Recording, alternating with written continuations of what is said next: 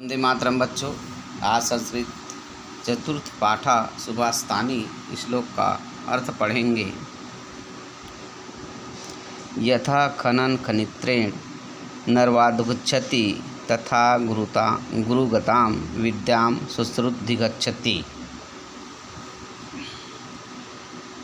कुदाल से खुदता हुआ मनुष्य जैसे जल प्राप्त करता है, उसी प्रकार गुरु की सेवा में लगा हुआ मनुष्य गुरु में विद्यमान विद्या प्राप्त कर लेता है। आचार्यो ब्राह्मणो मूर्ति पिता मूर्ति प्रजापतेः माता पृथिव्या मूर्तिस्तु भ्राता स्वमूर्ति नमः। आचार्य ब्रह्मा का स्वरूप है, पिता ब्रह्मा का स्वरूप है, माता पृथ्वी का स्वरूप है और भाई अपना ही स्वरूप है। आदौ माता गुरु पत्नी ब्राह्मणी राजपत्निकः धेनु उद्धात्री तथा पृथ्वी सप्तौ मातरा स्मृतः।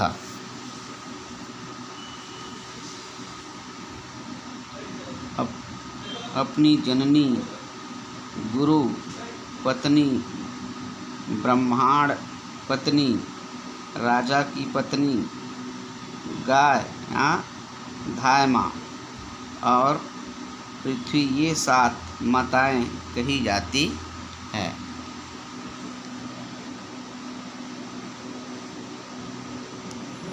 माताएं कही जाती है।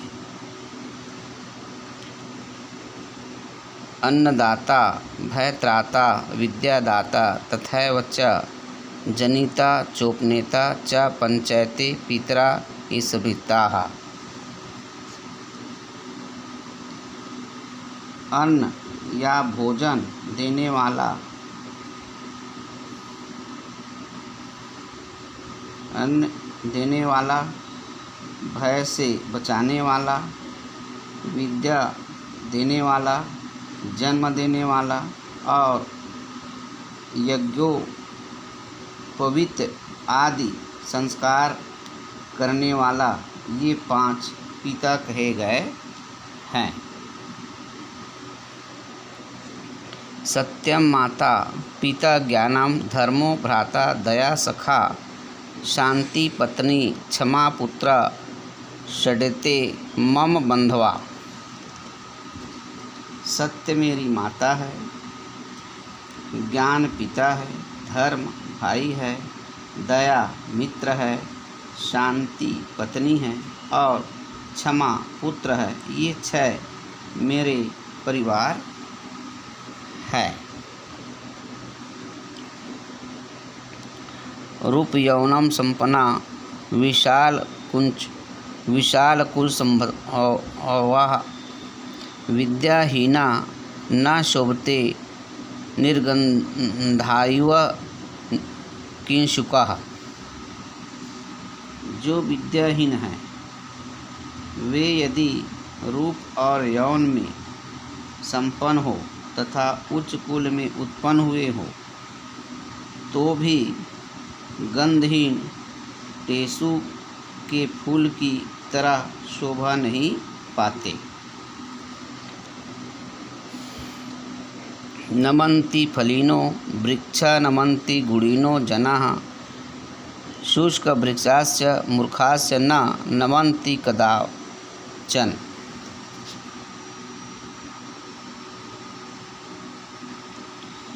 फलदार वृक्ष झुक जाते हैं, गुणवान लोग झुक जाते हैं, सूखे वृक्ष और मूर्ख लोग कभी नहीं झुकते।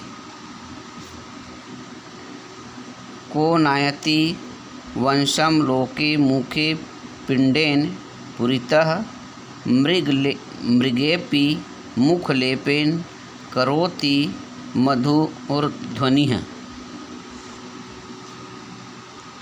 इस संसार में कौन भोजन देने से वश में नहीं आ जाता, क्योंकि मृग के मुख में लेप करने से वह भी मधुर ध्वनि करता है। पैसा कमलम कमलेन पयः पैसा कमलेन विभाति सरः मणिना वलय वलेन मणि मणिना वलेन विभाति करः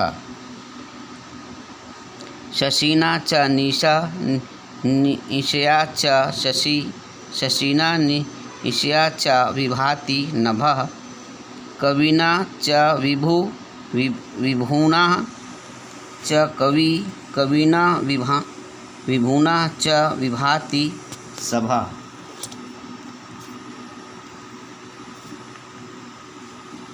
जल से कमल तथा कमल से जल शोभित होता है। जल और कमल से सरोवर सुशोभित होता है। मणि से कंचन तथा कंचन से मणि सुशोभित होता है। मणि और कंचन से हाथ सुगंधित शोभित होता है।